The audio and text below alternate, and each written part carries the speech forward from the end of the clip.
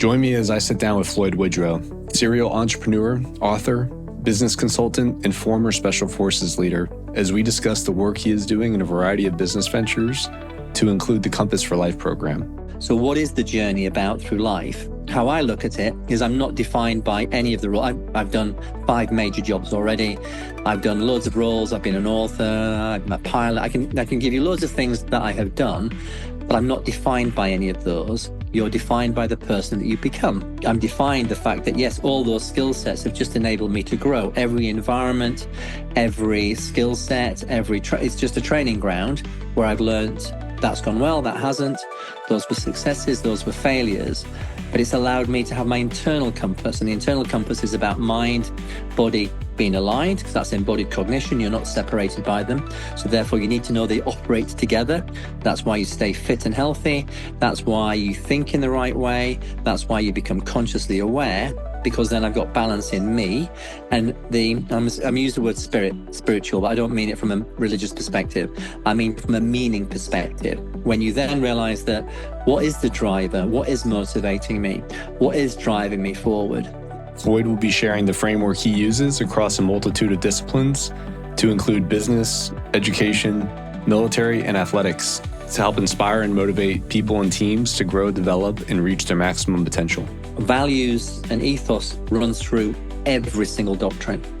And therefore, the resilience, which is about mental, physical, social, and emotional, does too. So they talk about things in a holistic framework.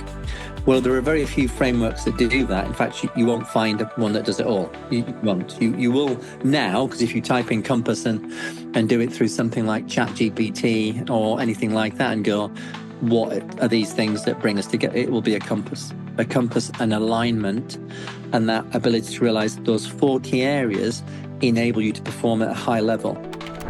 Thank you for tuning into today's episode. Before we get started, if you could hit the like, subscribe, or follow button on whichever platform you're consuming today's show.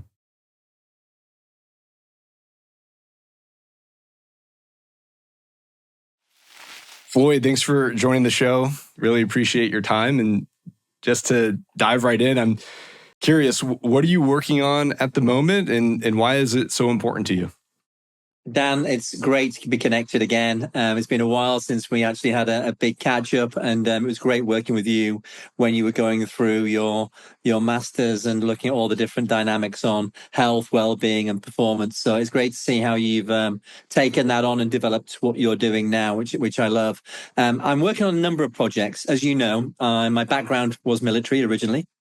Parachute Regiment and Special Air Service, where I spent 27 years bouncing around every major operational area. I finished as the head of the counter-terrorist wing, studied law and psychology, and I knew I wasn't growing. And I think this is really quite a big thing, is that I knew I wasn't growing anymore.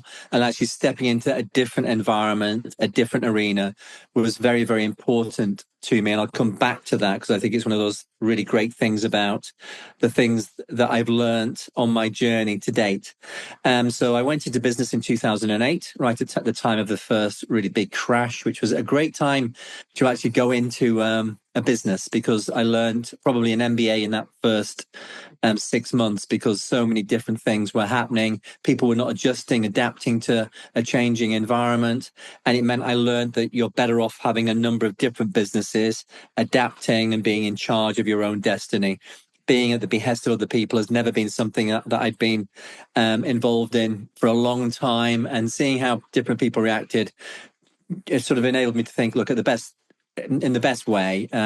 Some people made some great decisions. Some people didn't make very good decisions. So therefore, if you're going to take charge of your own destiny, it's better to lead, but also be surrounded by talented people. And I'd always come back to that, is I am probably a novice businessman in most of the areas I operate in, but I'm surrounded by talented people. And that allows me as a leader to make the right decision. And I think that's really important to realize as you go into a very changing world, a very dynamic world with lots of various different crises that are coming our way. You need to have really talented people around you. That enables you, as anybody, really to think a cognitive diversity way. You're thinking about things in such a disparate way that I do believe it'll enable you to make the best decisions or come up with the best answers at this moment in time, and then you adapt as you move forward. So I decided to set up a number of different businesses, and I started off with a security company called Valkyrie. And then I moved into the fintech space. I run a number of tech companies. Velopo, which is an account management platform, but also has the ability to do FX, very similar to Revolut and Monzo, but more advanced in some respects. And we're moving into other areas with some of the relationships and the partnerships that we've developed. A tech one, which is a reward-based program, a magazine, and the security company. That's all under a group called Quantum Financial Holdings, which has allowed me to explore many different areas as a business leader. And I think that's quite important because I've learned the ups and downs, the trials and tribulations of 2 economic crashes, COVID, and a multitude of other issues as well, with various different nefarious people I've had to deal with. So it gives you some great skill sets. But at the same time, as you know, I set up a leadership and development company in 2008, and I've now worked across every business sector. I've worked around the world with multinationals. I've worked in education with that, sports teams, and back with the military and various other organizations. And I think what that has enabled me to do is just see again, what are the common themes that seem to run through individuals, teams, or organizations that I say perform at the highest levels, what I call an elite level, where even on your worst day, you're difficult to beat. But of course, alongside that, all the things I've been doing to date as well have allowed me to develop those core capabilities. And we'll talk about obviously a program that I do run, but where that has even developed at a really fast rate of knots of late, because I've been working with AI on a project which is about getting health, well-being, coaching devices out to people. So you've got a coach in your pocket. And what that's able to do is give you an overview of your personality, the things that motivate you, an understanding of the cognitive load you're under, how that ties to your fitness, but most importantly, how it then can tie with your journey so that you're constantly curious, learning and developing as you go on this journey through life. So in a snapshot, those are some of the things that I'm working on at the moment. Yeah, you definitely wear many hats. I like the diversity you've set up within the portfolio of companies, and it's really interesting. And, just I guess to start things off, you're for the folks that might be less familiar with the UK military and the SAS, could you describe a little bit and maybe perhaps parallel the equivalence of what the Special Air Service is relative to perhaps what people may be more familiar with here in the US military? And then also kind of share through that experience you had in the military, what have you pulled out that's helped you kind of branch off and be so successful in these various industries of business that you're in today? Yeah, so the comparisons are directly related to Delta. In fact, Delta and their system, their selection process was taken from the Special Air Service. There's a really great crossover in some of the things and the different titles that they have on their marches, similar to ours. But there's a great relationship between Delta and also SEAL Team 6, and I've worked with both groups, both outstanding. So it's the premier element of your military, the ones that are doing a multitude of different things, war fighting, peacekeeping. They're doing counterterrorism. So they're very, very entrepreneurial. So one of the most important things that I have learned from being in those environments is that the talented nature of all the people that go through selection, they're not always the ones that would have been most capable at school or the ones that would have hit the heights in academia. Some of them certainly did, but not all of them. But what they did was then to go on and do that because they followed a passion, they were motivated, disciplined. And what it enabled them to do was be surrounded by talented people that were always talking to them about being the best they could be, that they're A's, that they just need to make sure they don't fail. That's the bottom line, is ultimately, yes, you've got to pass. That's got to be just the standard. Anything above that's important. And when then you're then surrounded by people who are all just trying to grow and push the bounds of their performance, you can't help but grow. You can't help but get an extra percentage point or 2 or 3. And the majority of those people that I was surrounded with went on to do degrees, went on to do MBAs, went on to run businesses and became as successful outside the military as they were in it, because they had to be entrepreneurial. First of all, they had to understand how to operate alone. in small teams and then in much larger teams, but with an eye on a larger vision, a larger mission. So they're working at a governmental level. They're not just doing, it's a battle. They're looking at the consequences of that battle. They're looking at what this means to the government, what the implications of this going well or not well are on a global scale. So you have a responsibility at a different level. So that just made people more aware, having to take leadership responsibility, but also realizing that you have a voice. Every single person in the Special Air Service has a voice, and I can assure you they have no inhibition in giving you their voice. That doesn't mean there's not leadership or responsibility or hierarchy, because there is. Ultimately, as I went through, I'm still the boss, but you're going to listen because they're going to give you probably the right answers. And I think that's one of the key things behind this, is you're probably going to get the right answers from this group of people. Yeah. Feeling stressed, overwhelmed, or just plain out of sync? I've got something that could help. It's the HeartMath Institute's Coherence Monitor. This incredible tool helps you track and improve your heart rate variability, leading to enhanced emotional balance, increased focus, and improve overall well-being. I use it daily to stay grounded and perform at my best. All it takes is just a few minutes of a guided session to start to feel the difference. Visit the link in the show notes to reclaim your calm with HeartMath. During that experience, what did you learn about the essence of human nature? What were the things that you looked at that you thought were indicators of what would lead to either people failing at certain things or achieving success? And I even kind of taking it back to what you said earlier, like today in your current businesses, you said, hey, I'm not the master at, some of the things that I do, but I surround myself with the smartest people in the room that do. And I'm just curious as to what you learned about the selection criteria when you were leading these teams about people and how that goes into inform your hiring of people today at your various business endeavors. Yeah, really, it's a great point, actually. And I see it right across the board, and I'll come back to some common themes that run through it. Strangely, I ran selection. So I ran the selection process for the SCS and the SBS, which is basically Delta and SEAL Team 6. And I loved every moment of it, because for me, it's always about unlocking potential. When I joined, I was 22. I was one of the youngest on the course. Average age of passing is 28. So my learning curve was vertical. And I struggled. There's no two ways. I can make as many excuses as I'd still like to make today, but I wasn't in the top 10% or the top 20 or the top 30, because they were fitter, more experienced and stronger. Fact, just age gave you all those abilities. But I was selected on my potential. So what do I look for? I look for the potential in an individual. And that comes from commitment, discipline, motivation. That's all I need to see. Because once I see those things and you are growing, incrementally getting better, I don't expect the finished article. In fact, far from it. And I said to everybody that was on the course that were my instructors, I said, look, I'm not looking for you, who probably were brilliant and didn't even struggle on selection.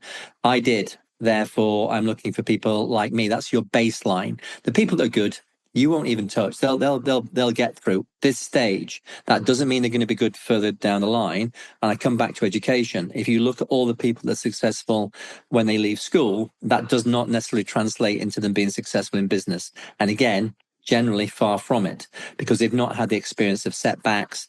They've not realized that they're not the most talented. They've not had to fight for things. It's a really interesting dynamic. And the research, again, is probably quite clear. You find that those people that do have to fight at an early age do tend to go on and do quite well. So for me, what I'm looking for are those individuals that are incrementally growing and stay on the course. Strangely enough, on our course, and we don't select people until right at the end. Most of it's objective measures. As long as you hit the numbers, hit the times, you're going to get through. And those people generally keep growing. And strangely enough, the talented sometimes take themselves off because they don't have the right confidence, or they have some doubts, or something doesn't quite go right, and then they take themselves off the course. And I would say 60 to 65% literally deselect themselves. This is not for me. I'm going in a different direction. And we are not allowed to motivate them. So the key thing here is that it's self-motivation. So could I get a load more people through? Yeah, of course I could, because I'd just come alongside them. I'd give them some motivation. I'd inspire them for a moment, and they'd probably get over that hump. But I don't want that in a battle. I don't want that when they're behind enemy lines. I don't want that further down the line. I have to have that now. And what we do is we try to prep them now. Before, when I did it, you weren't given any insight into what was happening. You turned up and you did it. You could find some things out, of course, and the ones that were sensible did that. But ultimately, you've got to be self-motivated. It's got to be a passion. You've got to have those kind of drivers. And I would say the same in most things. When I find your passion, when I find out what you're motivated for, what your meaning is, that's all I need. And that's about the inner journey. So what is the journey about through life? How I look at it is I'm not defined by any of the roles. I've done 5 major jobs already. I've done loads of roles. I've been an author. I'm a pilot. I can give you loads of things that I have done, but I'm not defined by any of those. You're defined by the person that you become. I'm defined the fact that, yes, all those skill sets have just enabled me to grow. Every environment, every skill set, it's just a training ground where I've learned that's gone well, that hasn't. Those were successes, those were failures. But it's allowed me to have my internal compass. And the internal compass is about mind, body, being aligned, because that's embodied cognition. You're not separated by them. So therefore, you need to know they operate together. That's why you stay fit and healthy. That's why you think in the right way. That's why you become consciously aware, because then I've got balance in me. And I'm using the word spiritual, but I don't mean it from a religious perspective. I mean from a meaning perspective. When you then realize that what is the driver? What is motivating me? What is driving me forward? That's when you get the edge. And I think it's fascinating that there's a great moment when Einstein was given a compass when he was 5. He was poorly. His dad gave him a compass. And he was fascinated by the compass. Every time he tried to move it in a different direction, it just kept on pointing north. And what he realized was there must be something pulling it north. There's an unseen energy, which obviously sparked his curiosity for what he went on to start to discover with quantum energy fields and quantum mechanics. It's something that's pulling you. And I think something pulls us forward, something drives us forward. And that is your passion, motivations, super strengths. When you can unlock what those things are, that's all I need to see. All I'm asking for when I'm with any individual, 5 years of age to 85 years of age, I just want them to tell me what makes you come alive. Because once I found that, then all I need to do is just spark that flame. And then you'll do it all. In fact, I don't do anything. All I do is look for what you're telling me, ask the right questions. And when I unlock that as an individual, team, or organization, you will be difficult to beat because you believe in it. You're going to fight for it. Yeah. A lot of great nuggets you just said there. I mean, something that really stuck out to me was, you talked about the tests that people went through, and you kind of alluded to, hey, everyone probably has the physical capabilities to do the things and to meet the metrics, but it really came down to who had the internal self-confidence, who was intrinsically motivated. I guess putting the lens, back to you on where you're at when you were going through it, or just even in general. Do you feel like that type of confidence that the people that are successful have, can that be learned, or are some of those things just innate to people that they are kind of... No. Confidence is learned. I think there's a start point where their confidence levels are quite high. I think that's probably true. But I'd also say that you do realize very quickly that you're not the smartest person in the room. Yeah. And therefore, you are always going to have something within that goes, well, I can handle that. I would say the same. Look, there's a great poem by Marianne Williamson, and it's our greatest fear is not that we're inadequate. Our greatest fear is that we are powerful beyond measure. It is our light, not our darkness, that most frightens us. We ask ourselves, who am I to be beautiful, fabulous, and gorgeous? Actually, who are you not to be? You were born to shine like children do, and it goes on, because actually the key thing is we tend to always have doubts. Imposter syndrome comes from every individual, and I would say the same. You'll look at it and think, yeah, these people exist. The key to real fulfillment and the happiness thief is when you can just go, yeah, there are those people that are better than me, that are more beautiful, more intelligent. Great, actually good. I wish them all the best in the world. That is not who I am, but I can be incrementally better. So I can look at every aspect of my life and go, I can be incrementally better. And if I was to probably highlight a trait that I do have is I practice really well. So I may not be the best on day one, but I'll be certainly competent by day 101. And that's all I need to be generally. As long as I'm in the frame and I can stay in the frame for a long period of time, you'll probably do okay. Yeah. That's really interesting. You talked about meaning and purpose too, having this pull that you feel like directionally where you're going and that there's some force kind of driving you. I mean, how much has that evolved over your life and how do you get in tune with that? I think there's so many people right now that feel like directionally they're a myth. They don't really know where they're going, what their purpose in life is. And so is there something that you could offer someone out there right now who might feel that way, a little aimless, to help them kind of get in touch? Absolutely. No, really, really. I think it's fundamental that you've got to have the right thinking processes. And I'm going to go through a couple, if I may.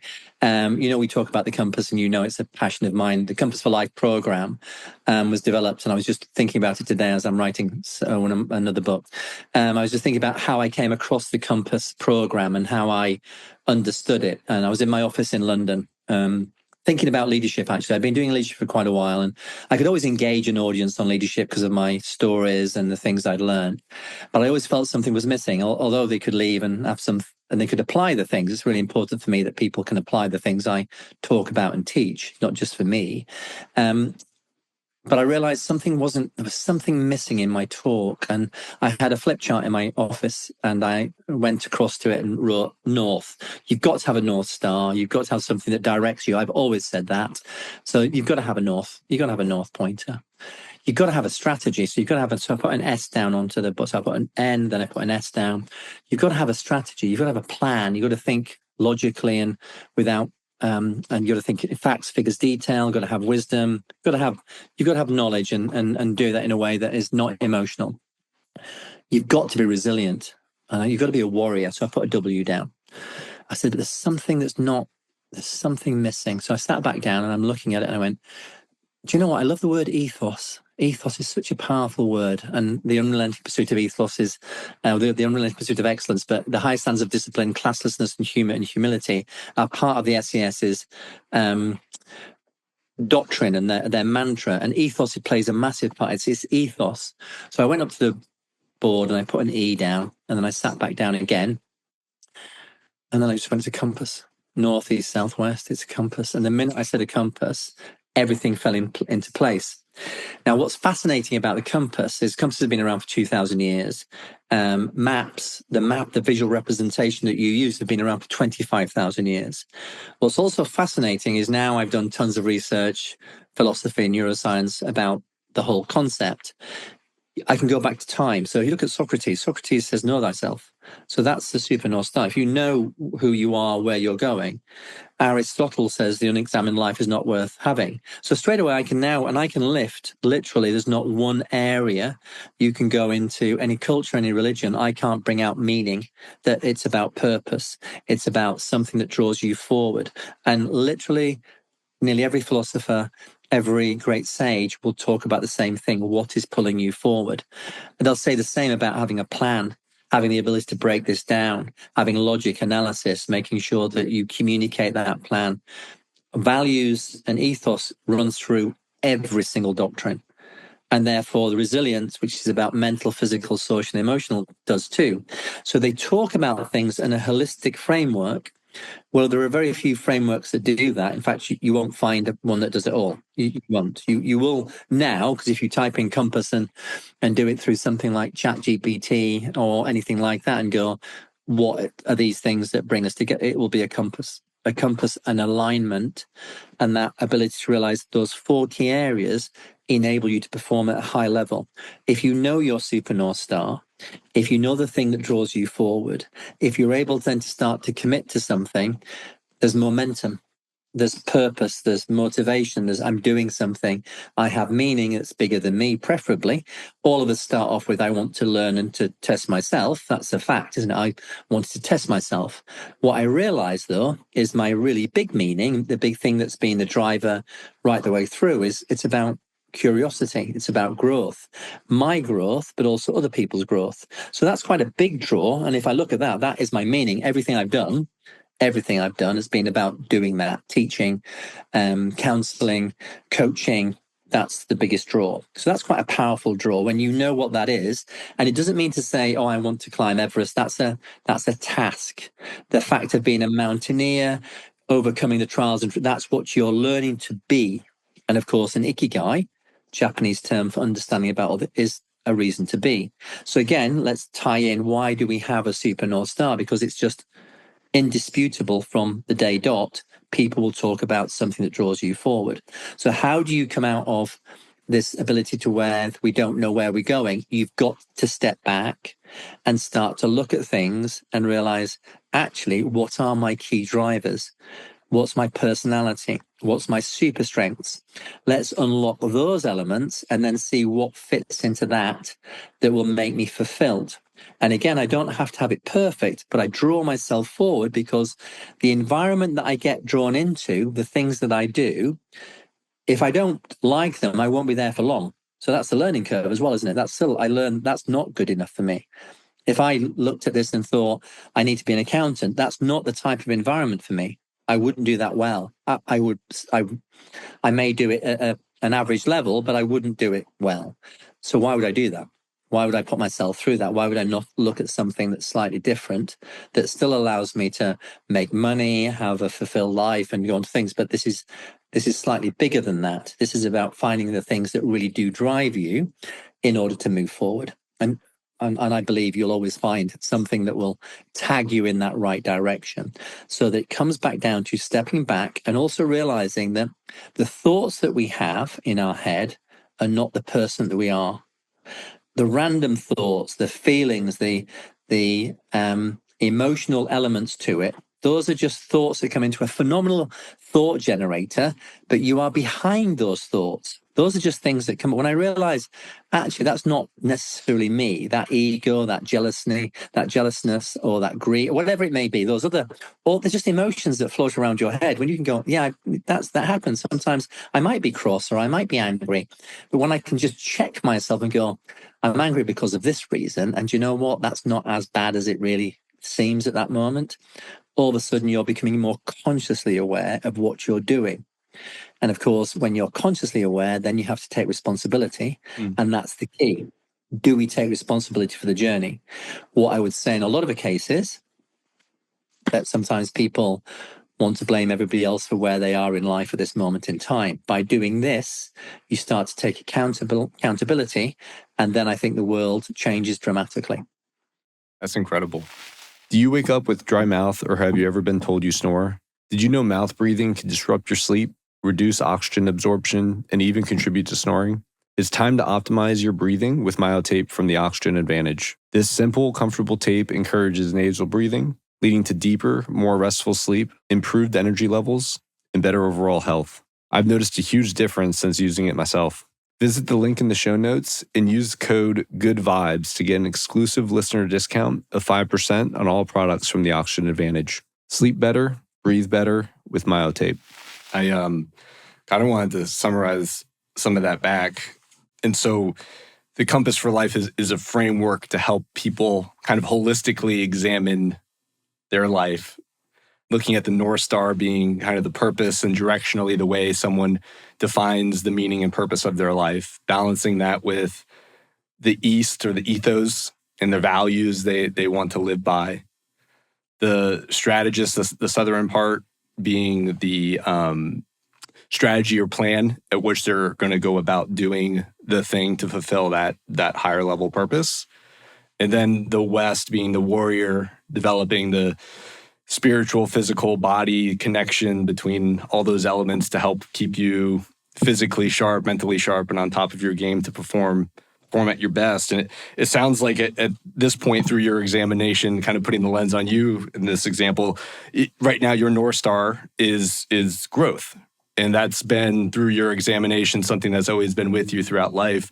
How long did it take for you? Do you feel like you had a good handle on this as a younger person? Were you ever thinking about your purpose from a young age?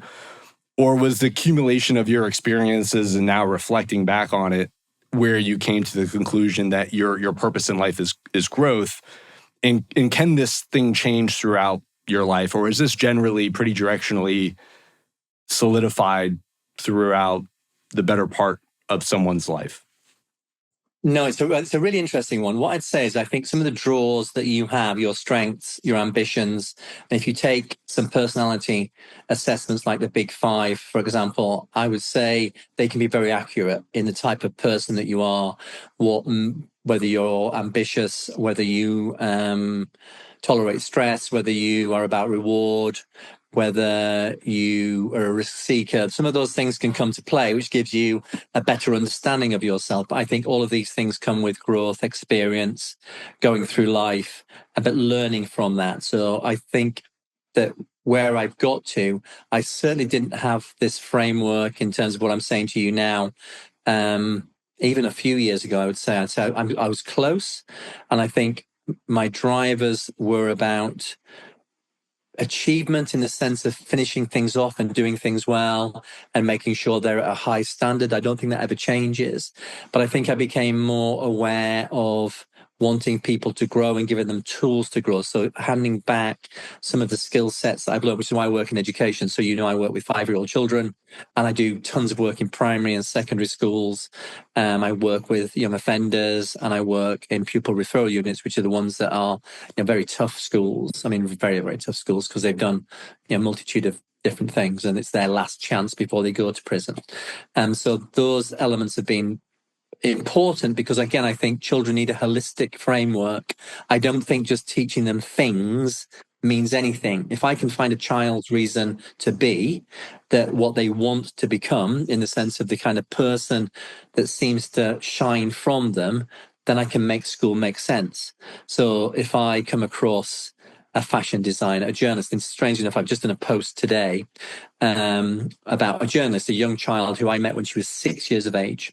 And she wanted to be a head teacher when she was 6. And then when she was 10, she wanted to be a fashion designer and an author. And she contacted me a few months ago at 15. And I've kept in touch with her family because she was a really a very bright girl. And she said, Floyd, I'm thinking about being a journalist or going into broadcasting. So I put her into one of my companies called Tempest Magazine. If you saw her report and what she has written, and she did an article in the magazine, she's 15 years of age. I don't need to say any more. But I see that all the time.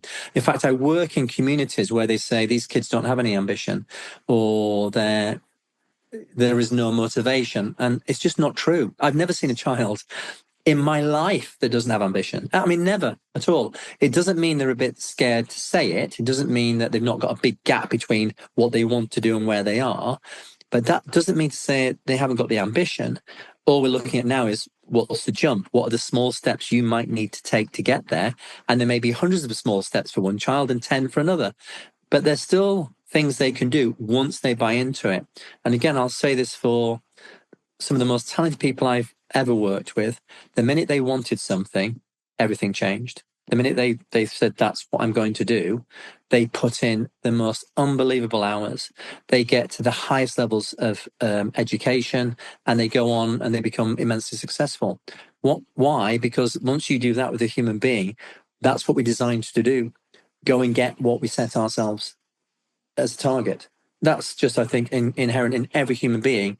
It's unlocking it and giving people the confidence and belief to keep overcoming those obstacles. And again, the compass allows you a framework to keep coming back to in a simple way that allows you to reflect, is it about culture, values? Am I surrounded by the right people? Do I have the right strategy? Is this a clear super North Star? Am I being resilient? And if you've got tactics and skill sets within each of those cardinals, because you can drop down into them, obviously, then you'll win. And every leadership book you can think of, and you've read a few, it will fit into a cardinal. Yeah. Generally not all of them, but it will fit into one. Mm-hmm. All of them. But you can pick anybody. Cynics, you go straight with, start with why. Well, that's super North Star, isn't it? You can do the same with Covey. You can go into good to great. All of these elements come into the same framework. A little while ago, you talked about becoming aware of your thoughts, emotions, and not attaching your view of self to those things. And I find that interesting because I've been diving into meditation quite a bit over the past couple of months, and it very much reminds me of some aspects of mindfulness and meditation and becoming aware of not attaching yourself to those thoughts and feelings, just as you said. And so I was just wondering, and also you talked about visualization as well, and saying, hey, once you get a framework for where you're going, now it's like so many people are able to now achieve success once they can define what success looks like. And so I'm just curious, like what level of mindfulness, meditations, visualizations has played into your role in your own personal success and journey in kind of helping design your success in business and also in the military? Were these things that you cultivated as part of your practices, I guess? All of them. I mean, literally, you need all of them. The key thing is to stack them. It's not one. You don't. I mean, I would always say, look, don't do one. You do them all, because I want to stack them. So visualization is a fundamental one. When you can create it inside your mind, and the reality is super clear, like you're thinking, I can see the future. That's what it looks like. You're already starting a phenomenal process. You've got to remember this unseen energy, that ability to connect to things, the frequencies of different people, the elements out there. You're also activating your mind to look for things. And you can just do some simple tests. If I said to you, when you go outside today, I want you to look at anything that's yellow, a yellow car, yellow sign, just watch how many yellow things you see, and you'll spot things miles away. And why does that happen? Because what you're doing with your mind now, you're making it focus. It's a supercomputer. So treat it as a supercomputer. And if you ask it small questions, you get small answers. Ask it massive questions that you don't know the answer to, it will give you them. And I do that all the time. You go, look, I'm thinking about this. I've no idea what's happening. And of course, I think that might be the right way, but there's something missing. I will wake up with the right idea. And this morning was a classic example of that. I've been looking at a framework of of writing a new book, and there's something that's been missing it. I got the answer to that particular question this morning, and I woke up with it in my head. And that is a direct consequence of doing some deep breathing. That's a direct consequence of meditation, calming yourself, clearing your mind, and allowing this machine to do what it does really well, which is solve problems, and allow it to use all the different networks inside your brain. You've got tons of networks. The key is to make them in harmony so that they're giving you the tools that you need to do that. That's about thinking in the right way. So that's positive self-talk, good deep breathing, meditation, all of those things on visualization, positive anchors about why I've done this before, and then a clarity of I'm trying to get to this result. This is what I'm looking to do. And just see what happens. You'll see those things take shape. The minute you start the process, you'll come across people, books, various different things that you'll just spot that you would never have seen before, but just happen to be, strangely enough, about what you've just been asking about. That will open up another avenue. You'll meet somebody else. It's happened to me so many times that I just automatically assume it's going to happen. I just automatically assume I'm going to come across somebody or something, which is why I always put myself in a position. And this is the other thing about opportunity. It's not coming to you. It's not going to arrive on your doorstep and somebody's going to knock on the door. You have to now go out and do it. So when the mind sees you now practicing, going through things and doing it, then there's a reality to it. It's more likely to happen. I love that. So it's like you're creating alignment internally, and that coherence of the vision that you've now mentally practiced, where you're putting yourself into is not only getting you in line internally, but it's also sending that frequency and vibration out.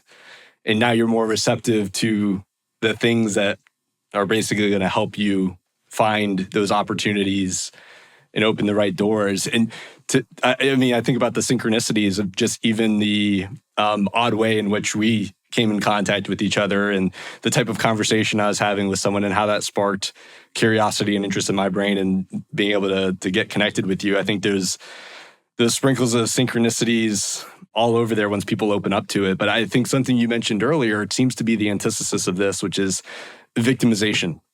And I think it's almost like in a victim mindset, you're almost stuck in the past, kind of reliving your own woes. And sometimes I think a lot of people aren't even aware of their own victimization mindsets. And so it's an interesting one. There's a really couple of, so there's two things I'll just come on if I may, because it's a really big point on this as well. Is I would totally agree with you, because unfortunately, if things aren't happening to you, the best thing for the defensiveness of the mind. Remember, your mind is phenomenal, so it will defend you as well. And the best way to do it is go, it's not your fault. It's everybody else's fault. It's all these other people. It's not you. You've done this. It was that accident. You were not responsible for anything. So I can dismiss all of those things. And of course, we know that's not true. And sometimes what I say to people, I say, look, tell me a story about something that's happened to you that you haven't quite sorted out, but it's an area where I want you to blame everybody that was involved in that. I said, even if you think you were to blame, you don't. I want you to blame your mum, your dad, your brothers. I just blame everybody that's remotely attached to this particular issue. And of course, they'll go through that sequence. And then as they're going through it, of course, you hear yourself. You hear, oh, my mum did this, my dad did, and you're just going, does that sound a bit harsh? Probably. Now take responsibility for everything. Nobody else is to blame but you.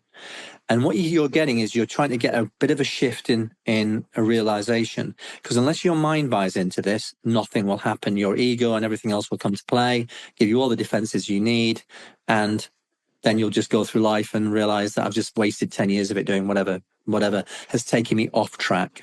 So, and also you look at it now, you can now self-diagnose with every ailment there is. So I don't even need a doctor to tell me I've got ADHD. I can just go on there, put a few words in there, and I've got ADHD as well, or autism.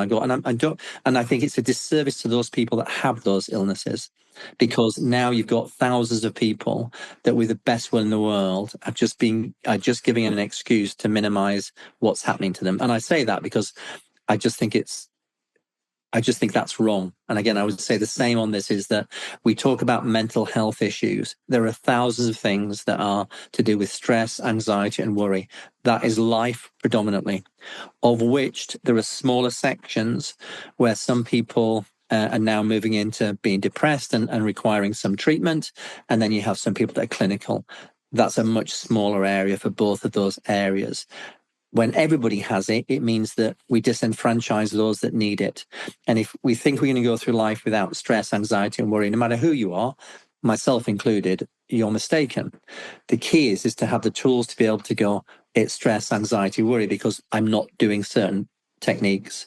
I'm not prioritizing my work. I'm being overwhelmed.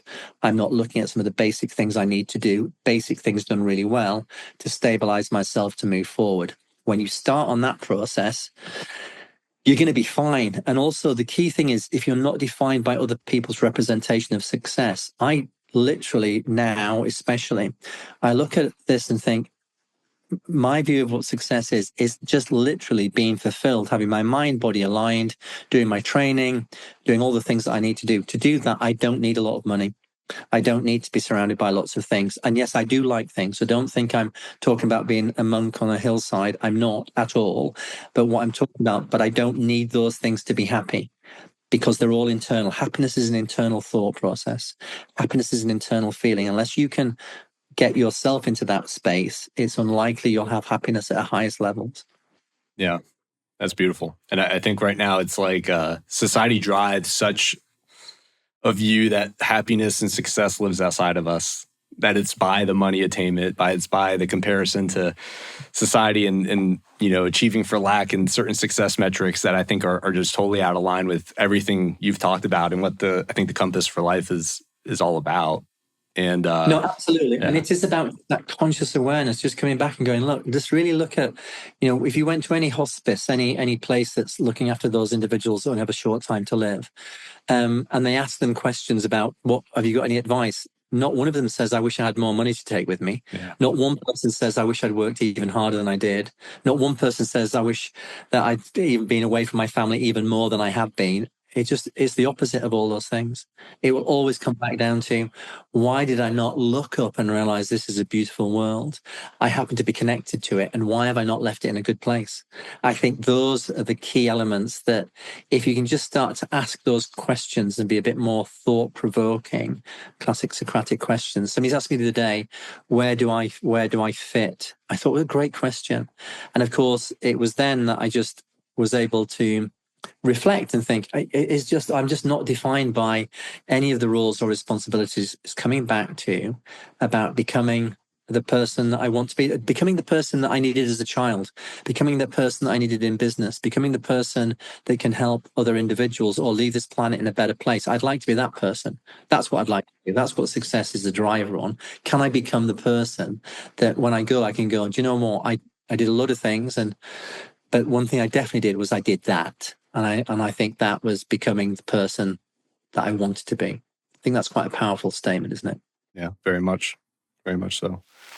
Working hard but not seeing the muscle growth you want. Taking collagen or protein might not be enough. You could be missing essential building blocks.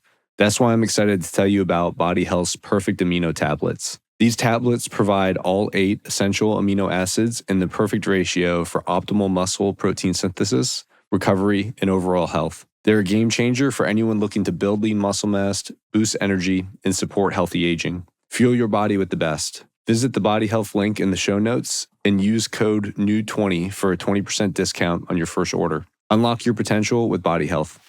Pulling back to the compass and diving into ethos now, like values, and maybe continue to kind of use you as the example, like what are the ethos you set for yourself? Like what are the questions that people need to answer and think about for themselves as they set the east cardinal direction in their own compass journey? This is a really great question because your values is how you'll be described. So when people look at you, what will they say about you? And that's probably the values that you're living to at this moment in time. And sometimes when I'm in a room, I say, I'm going to select one of you in a minute.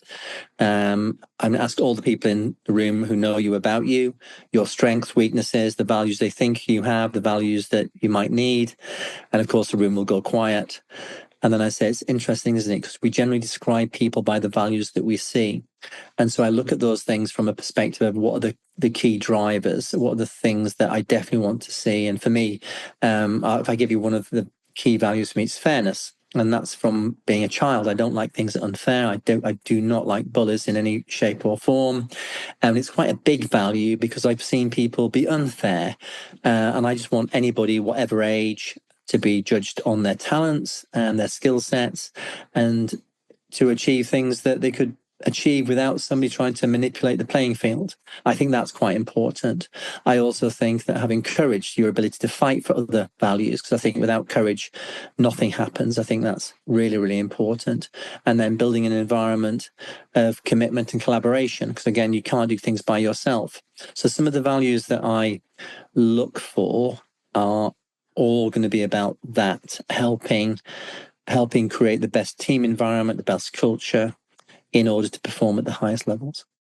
And then strategists. So like, how do we pivot from your purpose? Now you have your values and you know your strengths and kind of directionally where you're going.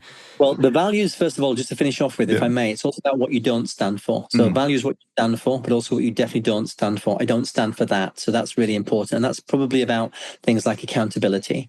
I'm a massive fan of accountability. So I never walk past anything that should be picked up or people should be told that that's not how we do things around here. But I'm also cross with people that have walked past it. I'm probably more cross with people that walk past something they should have done than the people that have done a mistake, because generally it's a mistake. But it's about making sure people take responsibility. Far too often people talk about rights in the world, but you also have a responsibility to commit, to hold the right standards, to do a good job and to call things out when they're not being done. So that's quite important. Strategy is about facts, figures, detail, no emotion. Wisdom, common sense, and judgment. We're inundated with information today. How do I break all of that down to create milestones, small steps, so that we can be successful and start to bridge the gap? That's about a directive strategy, but also an emergent strategy. It's our ability to jump steps where I can, but I'm also taking the team forward. When we get to a milestone, we celebrate success. When we get to that milestone, we make sure everybody's with us, that we're refreshed, and we reassess where we're going. That again is important. We also make sure we know why we didn't get to the milestone, what happened, what occurred, what have people learned, so that when we go on the next one, because we might have to reconfigure and just adapt, that we don't make the mistake of going off track again. That to me is really important. So facts, figures, detail would probably be the first one. The other one on strategy is thinking at the right level. Far too often people get down into the detail and leaders just drop straight away down into all the things that are not going well. Their job is to do strategy and a high level strategic thinking. What they should be doing is making sure they're empowering and communicating the strategy to all those that have to deliver it. Far too often I see too many people firefighting, which is short term, week to week, month to month. Strategic thinking is far longer. And even though the world changes quickly, you can still have 3, 6, 9 months ahead, which take you in the right direction. That's important. So people have consistency about what they're doing. They have the ability to break things down and they say no to things that are not getting them towards their super North Star. Yeah. And you mentioned accountability, making sure people, when we talked about what you're not standing for, right? And then you also mentioned in the strategy section, reassessing where we're at and understanding maybe why we didn't hit a particular milestone. And I think this question can apply from both a high-level organizational standpoint and also at an individual level. How do you ride the line between being accountable, but not getting to a point where it's like, I think like accountable with compassion, but not going, fear and blame route, right? Because I think very quickly, sometimes those things could diverge depending on the type of person or... Again, simple framework, keep it always simple. First of all, it's about high support, high challenge.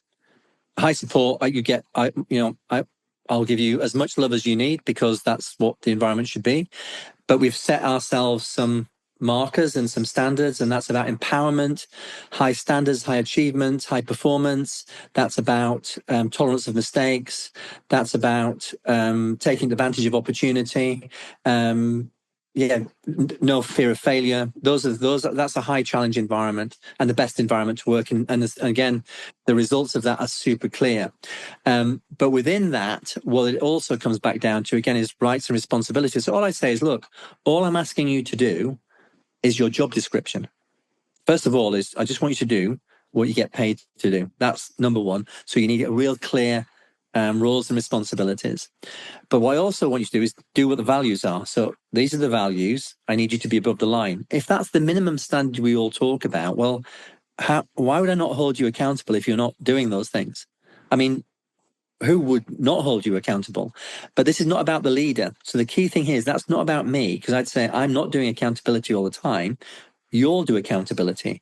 I pass accountability and empowerment right the way down to the youngest person. If you see me not doing something, you have every right to call me out. And all of a sudden, the world changes because you're not letting your teammates down. So again, it's not going to be me calling it out. I mean, I will call it out. Yeah. But I'll be looking going, why am I calling this out? That's your responsibility. Why have you not done that? And I'd be really clear, that's not my job. That's your job. Go and do it. That's what you get paid to do. It's always passed down. So this is, and of course, then we're in a different space. Then you're in the space that allows you to make sure the team are working together. Yeah. I think creating that type of culture where it's basically bottom up and top down, where everyone's equally able to be called out from an accountability standpoint is so huge, but probably a big paradigm shift for a lot of leaders. How many organizations do you feel actually truly embody that before they really embrace the things that you talk about? Until you've got the leader involved, and people get called out when it goes wrong, it takes time and it's frustrating. But honestly, when you come back to it and go, why would you not be doing those things? What's the point in having values? If they're just laminated, they'll never be operated anyway. You might as well not have them and then save your time doing something else. But of course, most people will say, well, that's not well, then you need to stand up and do something about it. The minute the leader does it, the minute the leader buys into it and does all of these things, the world changes straight away. Or leaders, not just the leader, leaders beneath them. Because I always say, look, in some organizations, I've not been a leader and that's not been happening. But in my space, it has. So I'll make sure people want to come to my group. They want to be in my team because we're doing it. So what I will do is then be the influencer, the person that can create a little oasis and a place where people want to become, get all the best people because you're creating the right environment. That enables your team to grow, you to grow. And then as you move on, because the world's not a perfect place, far from it, you have to influence and negotiate and put yourself in a position to change things. The only way you do that is as you move further up the ladder. And then warrior. Health and wellness right now, obviously hot topic issue. what are the keys to the warrior dimension of this, and how does that tie into also like a organizational level too? So two really big things. First of all, you'll often hear people talk about resilience or well-being. People talk about values. They'll talk about strategy, but they do it in isolation. We need to do strategic thinking. Okay. No super North Star doesn't mean anything. No values doesn't mean there's not a way of going through on that journey. No resilience, you'll fold at the first obstacle. So you've got to come back. Everything revolves around the other parts of the cardinal. You have to think holistically. So you can have as much resilience as you want, but if you have the wrong plan and you have the wrong vision and the wrong values, your resilience is irrelevant. Yeah. It's just not going to mean anything. But when I'm willing to fight for my super North Star because I've got a great strategy and great values, then this bit comes alive. The first part is you. It's what the Dalai Lama calls wise selfishness. You've got to keep coming back to this inner journey, which is your inner compass, which is mental, physical, social, and emotional resilience. I'm mentally fit because I think in the right way. I understand my emotions. I understand my amygdala. I understand how to calm my mind, my body, in order to get the best out of this phenomenal machine. This phenomenal machine cannot operate without it being physically in good shape. Hydration, sleep, the right diet. All of those things play a massive part because embodied cognition, they work together. Best brain in the world, poor body, it's not going to work. Best body in the world, poor brain, it's not going to work. So let's just make that simple. They're combined completely. What I also need, though, is the social part. Social resilience is one of the biggest resiliences going because people around you that support and are there for you is the most important aspect of anything, without any shadow of a doubt. It really is. And this research on that is super clear. Emotional resilience, again, is the things that nourish your soul. So that's in the woods, by the sea. It's painting. It's doing things that are creative art form. So you've got that. Now you can build all of those things up by just giving yourself tasks to do every month that combine meeting up with friends, family, making sure the kids are doing various different things. I can do things by walking in the seaside, in forest, and do some meetings outside. I can then do some physical things. Just walking every day is more than good enough. But I can also make sure I take the right food, I'm sleeping well, and I'm hydrated. So straight away, you're covering those bases. And then I'm actively making sure my mind's in a good place because what I'm doing is, again, feeding it with things that are nourishing my mind, making me think, meditation, breathing, all of those other elements, again, combination between physical and mental, clear my mind and get me in a good space so I'm focused. So then it comes back round to the business. Is the business looking after its leaders? When I see a business leader, and I saw one the other day that was very proud that they got a whole diary full of events and meetings in there without any white space. And I just said, I'd probably sack you if you were on my team. I said, why do I put somebody in meetings all day long, not doing anything, researching what happened 6 weeks ago? I kind of want you in there now. I want you out doing things. I want you on the ground. I said, understanding what's gone wrong, but I don't want to be spending 5 days of reports on, we've already gone past that point. And you were in 50 meetings. Why are you in all those meetings? It's impossible that you're the most important person, that they can't do it without you. And of course, I come back to, this is where the health of an organization is clear. Do you have the right strategy, the right priorities, getting people in the right bandwidth, but making sure there's clear time for them to think and get things done. And that's just about time management most of the time, prioritization of work. And there's not one person I've not been able to save 2 or 3 hours a day just by looking at the time they spend on their phone. The nif-naf stuff they've been doing, the emails they've been responding to, the meetings that actually, why were you on that meeting? What was the outcome? How much money did it cost to do? What was the return on investment on that meeting? And when there was no actions, and you just think, let's just do the simple basic things first and look what can happen. That's where the health of an organization comes in, because you're removing some stress, anxiety, and worry because it's not chaotic. I can see the process. I can see what I need to do. That is, again, simplification. Yeah. I already have opinion of where I think the answer might be, but like, where do you see most people, like, what's the hardest or you feel like the biggest gap, either organizationally or individually, that people have in terms of which cardinal seems to be The super North Star. the super North Star? Yeah. Every time. I just go, if I come to a senior leadership team and go, what's the Super North Star? Will you all say the same thing? And will your entire team say the same thing? It's rare that there's a resounding, absolutely, Floyd. And then when I've asked the question, okay, that's good. Let's say some teams have said, yeah, super clear. I go, okay, stand up and tell me it. And then it's completely different to what everybody else is thinking. I go, that's my point. If all of you are moving in the wrong direction, it's not that you're not good or you can make money. Remember, I'm not saying you can't do all of that, because I'm not. You make loads of money. You can get by because people are talented. Will you get to the highest levels? Will you remove the stresses and strains, the obstacles? Will you stay in business for a long period of time? Not if you don't have a Super North Star that adapts and grows with you. Super North Star was always, again, meaning. Without meaning, I just think it's going to be a difficult journey. Yeah. And then I guess to circle back on the other business you talked about, the AI integrated with the health and wellness, obviously we just talked about the warrior element. And so that's obviously super correlated. So can we dive in a little bit more to that adventure and what the intent is? Yeah. It's been a great adventure. I'm very close with the team of coming up with what we'll call Project Enlightened, which is where I can download that. You could download our conversation, Dan. I'll get your profile using the Big Five, which will give me a great overview of all of the key areas of your ambition, the things that drive you for reward, for example, whether it's intrinsic or extrinsic. It will give me an overview of the networks inside your mind, of how they're working. It will allow me to look at the cognitive load you're at the moment in time.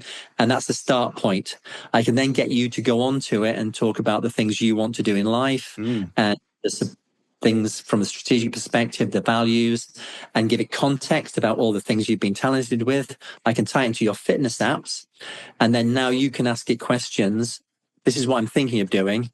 Give me some thoughts. And based on your personality, your profile, all the things it's taken into consideration, it will talk to you about, look, I think this is a really good idea. Remember that your talents are in this phase. Therefore, think about this. Look at this. This is what I would do from a strategic perspective, and it will give you some unbelievable insights. When you say, this is my team, I'm working with these types of people, it will also go, right, when you're working with these types of people, be aware you might need to adapt this, or this is where your strengths are. So this will work with you and grow with you, but also highlight, look, your cognitive load today is you're going into fatigue. You've done that for 5 days on the bounce. I'm not saying you can't operate here. I'm just saying, let's have a check. You're into boredom. Are you pushing things in the wrong way? Why are you not coming alive? What's happening? It just allows you to go, no, I'm okay. But it will pick up the nuances in your voice and in your actions, and then it's just there to support you. So it's pretty good. That's incredible. So I know what I'll do, Dan. No, I'll get you on it. So yeah, I was going to say I want to sign up right now. No, seriously. In 2 weeks, what I'll do is I will get you onto it to look at it, and then you can give me your thoughts, and we'll take it from there. Awesome. So it's because I originally, when you described it, I thought it was maybe just more focused on the heart rate variability, the sleep, the general health statistics, but you're bringing in all aspects of the compass to really look at everything. That's incredible. Yeah. Super exciting. It's going to be you'll be blown away by it. I mean, even now we're in the final touches of it. I cannot wait to get you to have a look at it, because it'd be great, because you'll be able to give us some extra thoughts. It is unbelievable what you're going to get back. I would love to. Yeah. I've always enjoyed our conversations. I always find time with you to be super inspiring.